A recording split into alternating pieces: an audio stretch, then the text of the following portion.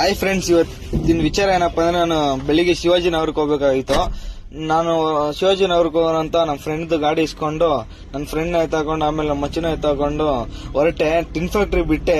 ನೋಡಿ, tin factory ಬಿಟ್ಟ ತಕ್ಷಣ ಯಾವ ತರ ಜಾಮ್ ಆಗೈತೆ ಅಂದ್ರೆ ಬೆಂಗಳೂರಿಗೆ ಎಷ್ಟು ಜನ ಬಂದಿದ್ದಾರೆ ಅಂದ್ರೆ ನಿಂತ್ಕೊಂಡು ಶಾಕ್ ಆಗೈತೆ. 5 ನಿಮಿಷ 10 ನಿಮಿಷ ಒಂದು ಸಿಗ್ನಲ್ ಅಲ್ಲಿ ನಿಂತ್ಕೊಂಡಿದೀನಿ.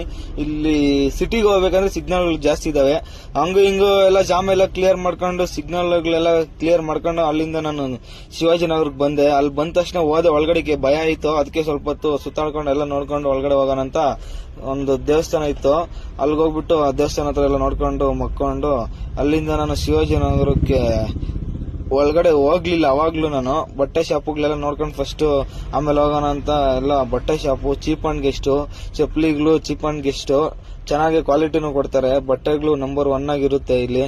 ಫೋನು, ಬಟ್ಟೆಗಳು, ಚಪ್ಪಲಿಗಳು ನಂಬರ್ 1 ಆಗಿರುತ್ತೆ. ಮದ್ವೆಗೂ ಮತ್ತೆ ಎಲ್ಲಾನು ಆಚೆ ಹೋಗೋದಕ್ಕೂ ಎಂಗೇಜ್ಮೆಂಟ್ಗೂ ನಂಬರ್ 1 ಆಗಿ ಸಿಗುತ್ತೆ ಇಲ್ಲಿ ಶಿವಾಜಿನಗರದಲ್ಲಿ. ಇಲ್ಲಿ ಏನೇನ್ ಸಿಗುತ್ತಪ್ಪ ಅಂದ್ರೆ ಬಟ್ಟೆದು ಇದೆ, ಫೋನ್ದು ಇದೆ, ಗ್ಯಾರೇಜ್ ಇದೆ, ಏನ್ ಬೇಕೋ ಪಾರ್ಟ್ಸ್ ಎಲ್ಲ ಸಿಗುತ್ತೆ ನಿಮ್ಗೆ ಇಲ್ಲಿ.